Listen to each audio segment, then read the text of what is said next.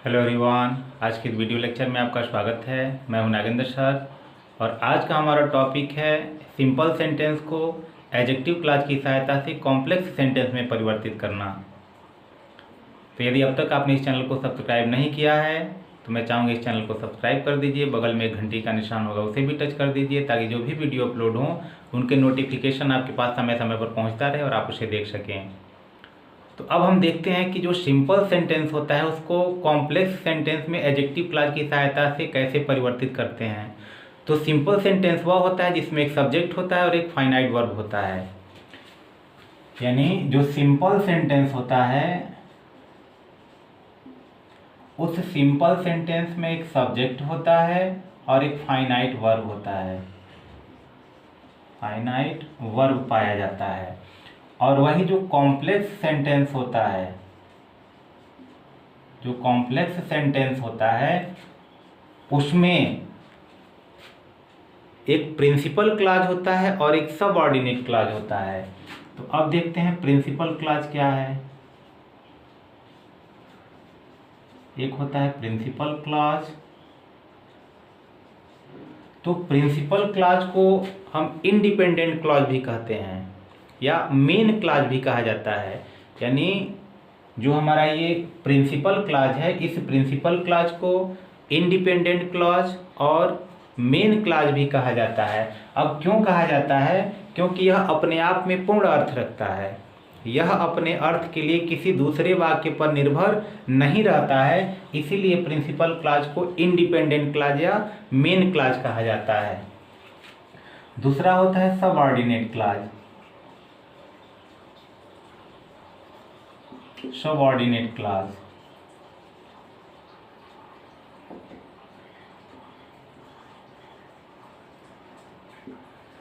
इसकी हिंदी होती है आश्रित वाक्य। तो इसका हम एक और अंग्रेजी कह सकते हैं डिपेंडेंट क्लॉज। अब डिपेंडेंट क्लॉज क्यों कहते हैं और आश्रित वाक्य इसको क्यों कहते हैं कि यह अपने अर्थ के लिए इस प्रिंसिपल क्लॉज पर निर्भर करता है। यानी जो सबऑर्डिनेट क्लॉज होता है यह अपने अर्थ को पूरा करने के लिए यह प्रिंसिपल क्लॉज पर निर्भर करता है। अब सिंपल सेंटेंस को जो हम कॉम्प्लेक्स सेंटेंस में परिवर्तित करते हैं तो उसमें तीन प्रकार के क्लॉज होते हैं। एक होता है नाउन क्लॉज, एक होता है एडजेक्टिव क्लॉज और एक होता है एडवर्ब क्लॉज।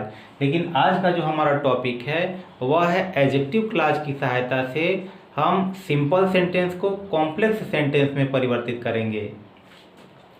तो अब इसमें जो कॉम्प्लेक्स सेंटेंस का जो एडजेक्टिव क्लॉज है उसमें तमाम सारे लिंकर्स होते हैं, तमाम लिंकर का प्रयोग करते हैं और उस लिंकर की सहायता से हम सिंपल सेंटेंस को कॉम्प्लेक्स सेंटेंस में परिवर्तित करते हैं। तो देखते हैं कौन कौन से लिंकर होते हैं। तो जो एडजेक्टिव क्लॉज होता है, एडजेक्टिव क्लॉज में जो लिंकर का कार्य करते हैं, एक होता है हु और एक होता है whom। यह पर्सन के लिए, यानी हु सब्जेक्ट के लिए प्रयोग किया जाता है और जो whom है वह ऑब्जेक्ट के लिए प्रयोग किया जाता है, यानी ऑब्जेक्टिव केस के रूप में प्रयोग किया जाता है और यह पर्सन के लिए हम प्रयोग करते हैं। अगला देखते हैं विच। यह अदर देन पर्सन,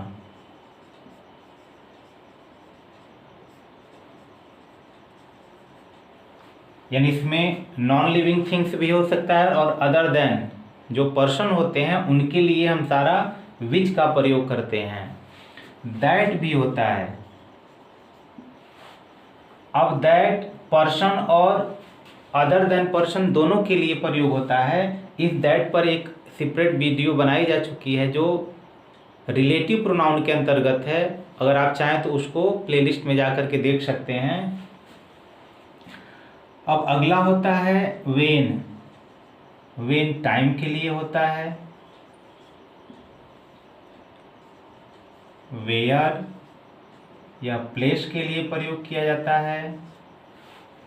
उसके बाद है वाई, यह रीजन के लिए प्रयोग किया जाता है।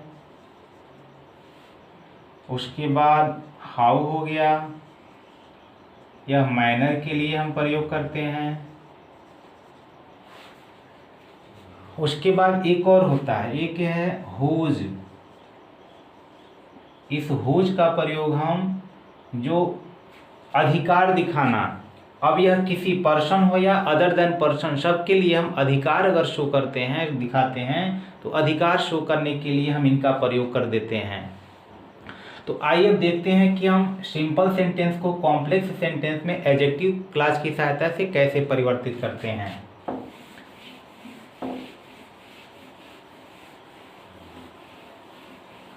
तो सबसे पहले ये देखते हैं कि एडजेक्टिव होता क्या है। तो एडजेक्टिव उसको कहते हैं कि जो नाउन और प्रोनाउन की विशेषता बताता हो, यानी the word which qualifies a noun और pronoun is called an adjective.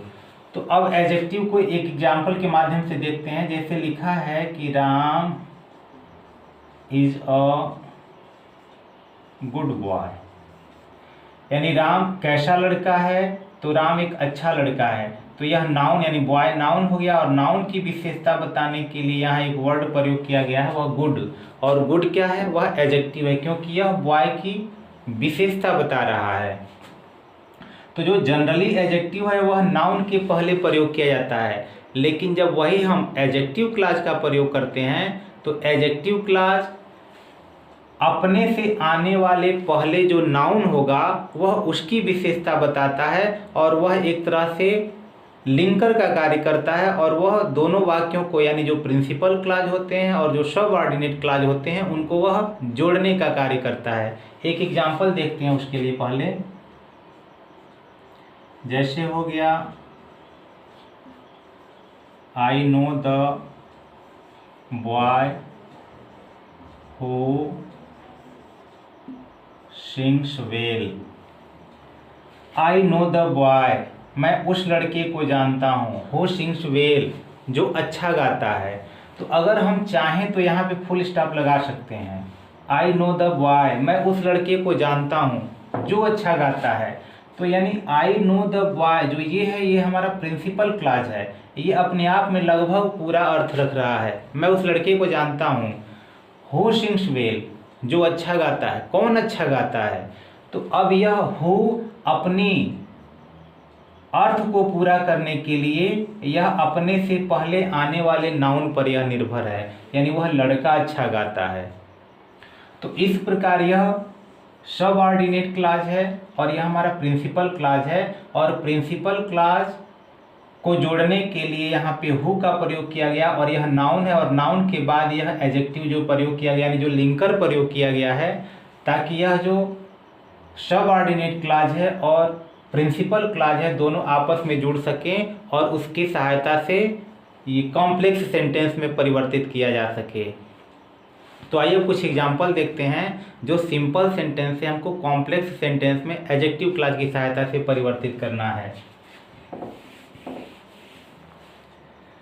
हो सकता है कि आई लाइक अ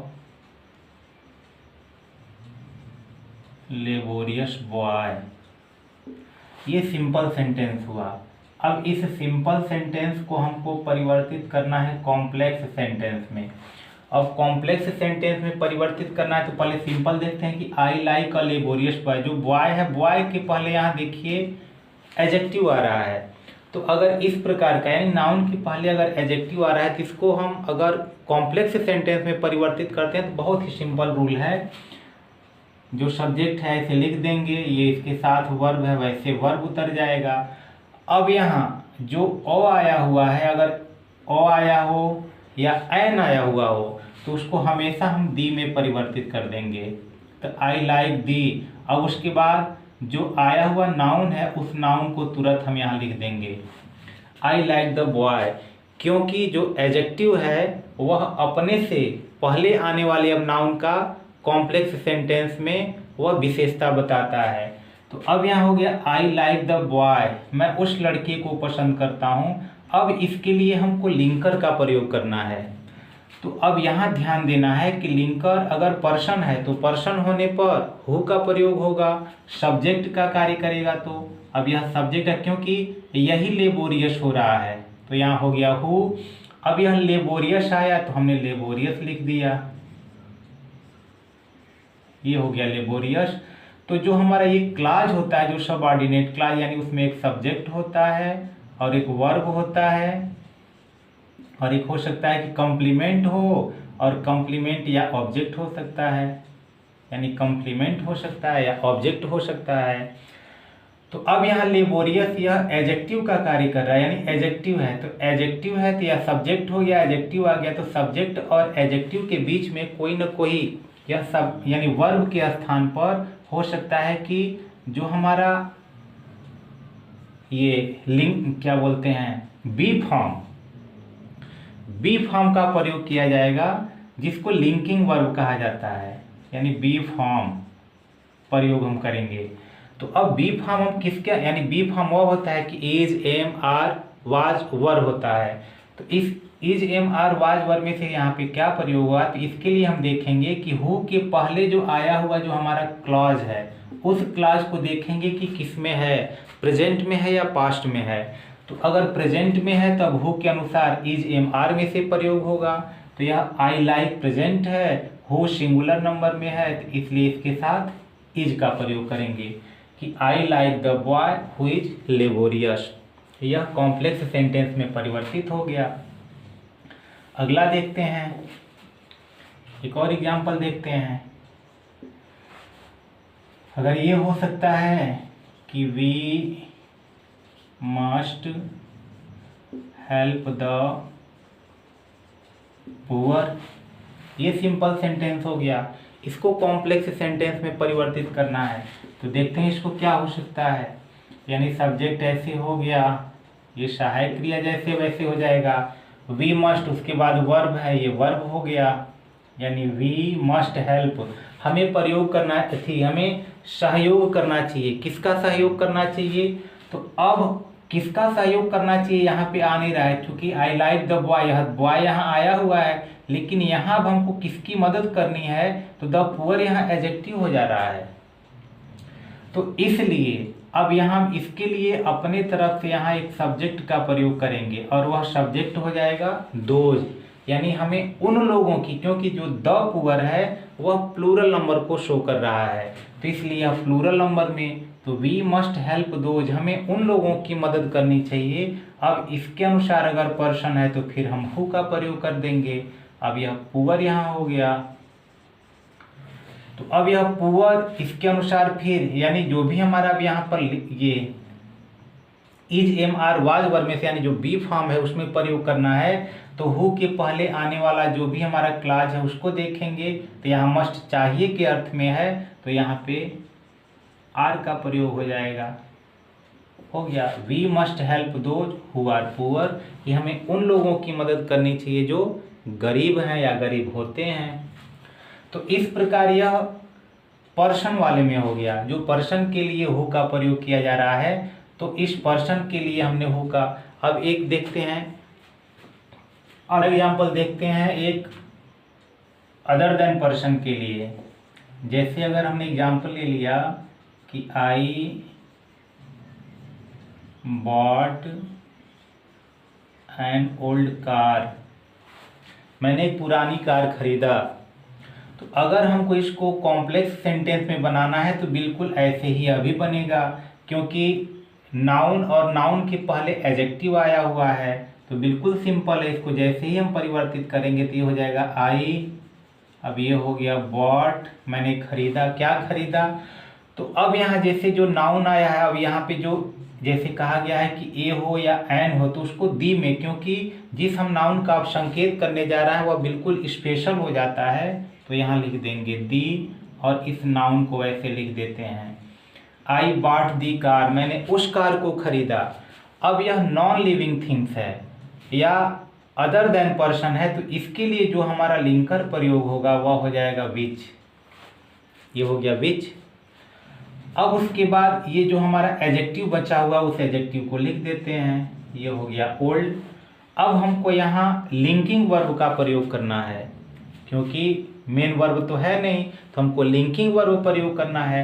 तो लिंकिंग वर्ब विच से किसके आधार पर होगा, तो विच से आने वाले पहला जो हमारा क्लाज है यानी जो प्रिंसिपल क्लाज है उसका टेंस देखेंगे तो यहाँ बात पास्ट इंडिफिनिट में है, तो पास्ट में होने के कारण अब इस कार सिंगुलर नंबर है तो इसके अनुसार यहाँ पे जो हमारा लिंकिंग वर्ब होगा वह हो जाएगा वाज। तो इस प्रकार आसानी से इसको हमने एडजेक्टिव क्लास की सहायता से कॉम्प्लेक्स सेंटेंस में बदला कि I bought an old car, मैं एक पुराना कार खरीदा, और कॉम्प्लेक्स सेंटेंस में परिवर्तित हुआ तो आई बॉट द कार, मैंने उस कार को खरीदा विच वाज ओल्ड, जो पुराना था। तो अब एक दूसरे रूल को देखते हैं कि उसका हम किस प्रकार से कॉम्प्लेक्स सेंटेंस में परिवर्तित कर सकते हैं। तो दूसरा रूल ये हो सकता है, जैसे हम कह सकते हैं कि I know this boy, I know this boy, मैं इस लड़के को जानता हूँ। यह सिंपल सेंटेंस। अब हमको इसको बनाना है कॉम्प्लेक्स सेंटेंस में, यानी यह रूल नंबर 2। अब इसको हमको बनाना है कॉम्प्लेक्स सेंटेंस में, तो कैसे बनेगा? तो अब आई नो दिस बॉय अगर इस तरह के सेंटेंस आ जाते हैं कि मैं इस लड़के को जानता हूँ, तो अब इसको उठा करके पहले लिखा जाएगा, यानी जो यह दिस है यह सब्जेक्ट का कार्य करेगा, तो यह हो गया दिस। अब इसके साथ हमेशा इज का प्रयोग करना है, यानी जैसे ही यह आएगा दिस, तो दिस के साथ हमेशा इज का प्रयोग करना है, तो दिस इज। अब उसके बाद हमको दी का प्रयोग करना है, क्योंकि बताया गया कि जिस नाउन का अब हम लोग डिस्क्राइब करेंगे वह जो नाउन स्पेशल हो जाता है और उसके पहले हमको दी का प्रयोग करना होगा, तो दिस इज द बॉय, यही वह लड़का है। अब इसके लिए हम यहाँ जो लिंकर का प्रयोग करना है उस लिंकर का प्रयोग करेंगे।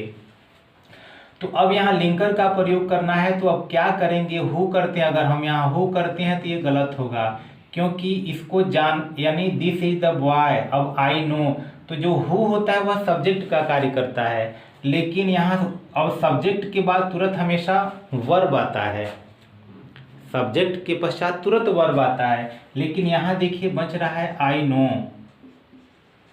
तो यानी आई यहाँ पे सब्जेक्ट का कार्य कर रहा है। तो जो यह बॉय है यह मेरे द्वारा जाना जाता है, यानी यह बॉय हमको नहीं जान रहा है, यानी मैं उसे जानने का यहाँ कार्य कर रहा हूँ। तो बॉय अगर ऑब्जेक्टिव केस है तो होम, जो हु का ऑब्जेक्टिव केस होता है वह लग जाएगा, इसलिए यहाँ होम होगा, यानी दिस इज द बॉय, यही वह लड़का है हुम आई नो, जिसे मैं जानता हूँ। तो इसलिए यहाँ जो लिंकर का कार्य कर रहा है वह होम होगा, और आई नो जैसे है वैसे उतर गया। एक और एग्जाम्पल देखते हैं। अगर हम कह सकते हैं we lived in this village,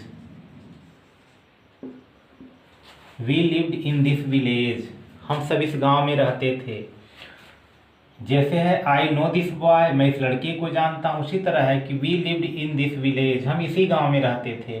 तो यहाँ दिस से शुरू करेंगे, यानी जो दिस है वह सब्जेक्ट का कार्य करेगा, और दिस के साथ अभी कहा गया कि हमेशा हमको इज का प्रयोग करना है, तो यहाँ हो गया दिस इज। और उसके बाद इस नाउन के पहले हमेशा हमको दी, क्योंकि वह स्पेशल हो जा रहा है, तो दी हो गया दिस इज द विलेज, यही वह गाँव है। तो अब यह जो गांव है यह प्लेस यानी स्थान को बता रहा है, तो स्थान को हमेशा जो जोड़ने के लिए लिंकर प्रयोग करना है वह हो गया where. This is the village, यही वह गांव है वेयर। अब बाकी जो बचा हुआ जैसे सब्जेक्ट हम उसको लिख देंगे वी, यही वह गांव है जहां हम रहते थे, हो गया। तो इस प्रकार से यह दूसरा रूल भी हुआ। अब तीसरे रूल की तरफ चलते हैं।